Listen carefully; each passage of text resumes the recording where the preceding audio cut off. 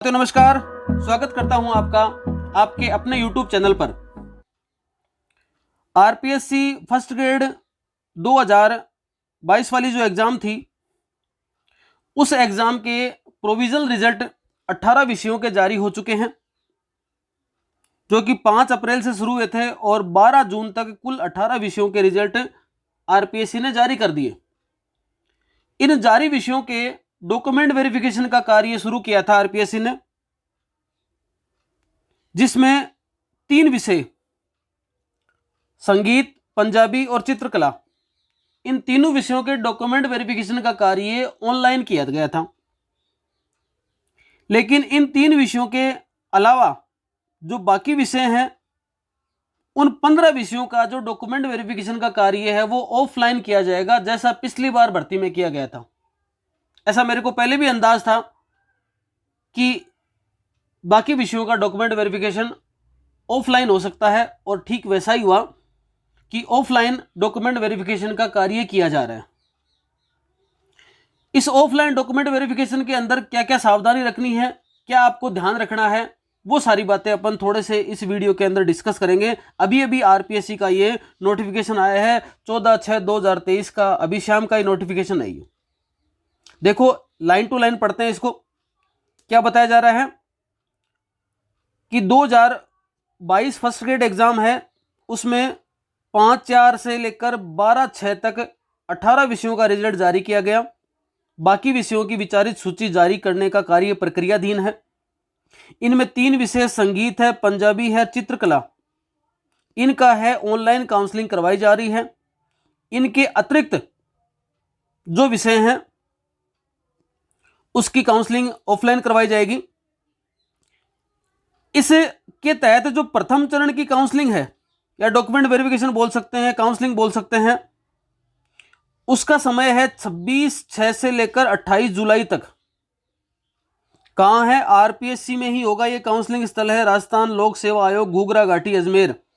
आपको इन दौरान जो आपकी डेट है, उस डेट को आपको आरपीएससी घूघरा घाटी अजमेर पहुंचना है। काउंसलिंग कार्यक्रम अभी जारी कर दिया, अभी दिखाएंगे आपको।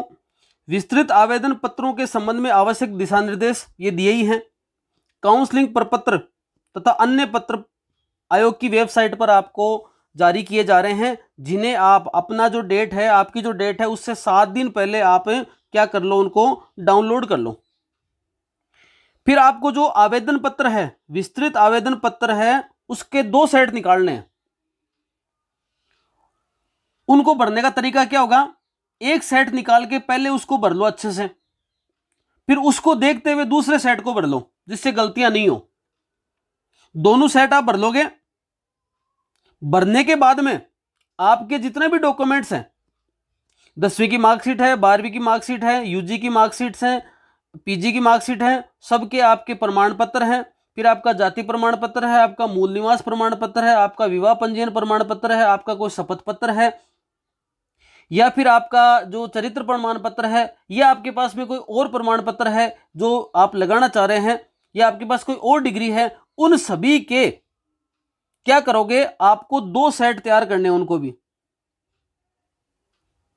एक सेट आपको तैयार करना है। सभी डॉक्यूमेंट्स हैं, उनके एक सेट आपको तैयार करने हैं, फोटोकॉपी, और एक रह जाएगा आपका ओरिजिनल सेट।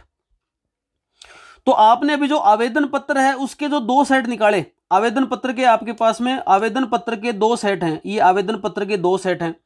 उनमें जो एक सेट है, उसके साथ में आप क्या करोगे? ये सारे के सारे बंच करके लगा दोगे। क्या? आपके जो दस्तावेज हैं, फोटोकॉपी, और फोटोकॉपी को स्व प्रमाणित करोगे, खुद अटेस्टेड करोगे, खुद के साइन करने हैं सभी कॉपी पे।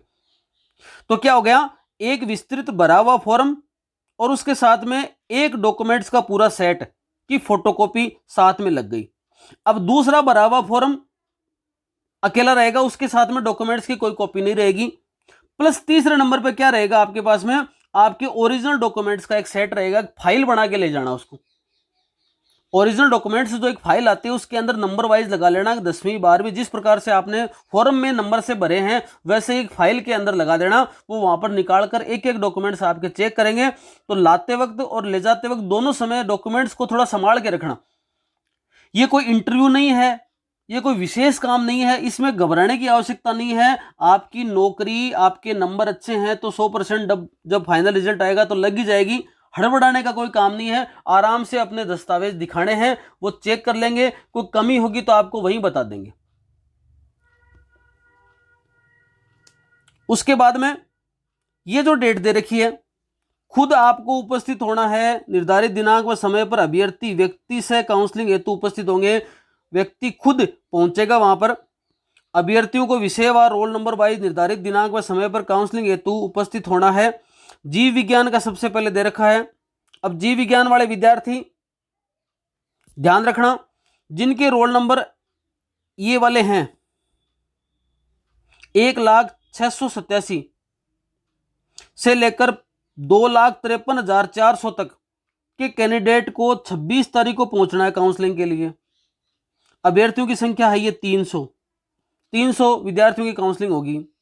उसके बाद में 2,53,447 से लेकर 2,88,454 तक के विद्यार्थी जिनकी संख्या 30 है, ये कब होंगे? इनकी काउंसलिंग होगी 27 तारीख को। ठीक है। अब इसमें टाइमिंग नहीं दे रखा है, तो आप नॉर्मली जो सुबह का समय होता है आप उस दिन पहुंच जाएं, अपना पूरा दिन मान के चलें। सुबह है, 8 बजे है, 9 बजे है, 10 बजे है के आसपास, 9 बजे के आसपास आप आरपीएससी पहुंच जाएं इजी वे में। कई दूर दराज के हैं तो पहले दिन चल के उस दिन आराम से आप पहुंच जाएं, और फिर आपको ये अभ्यर्थियों की संख्या है, रोल नंबर वाइज वहां पर समय सारणी लगी होगी, उसमें आपको पता चल जाएगा कि आपका कितने बजे किस प्रकार से नंबर क्या आने वाला है। इसी प्रकार से फिर भौतिक विज्ञान है, संस्कृत का दे रखा है, अंग्रेजी का दे रखा है, गणित का दे रखा है। थोड़ा सा मैच कर लेना, समय में गड़बड़ी ना हो जाए। आपकी जो डेट है उसी दिन आपको पहुंचना है, वरना थोड़ी दिक्कत आएगी आपके। ये सारे के सारे 15 विषयों का दे रखा है। इस हेतु अभ्यर्थियों के आयोग द्वारा पृथक से कोई ऑफलाइन पत्र जारी नहीं किया जाएगा, यही सूचना है।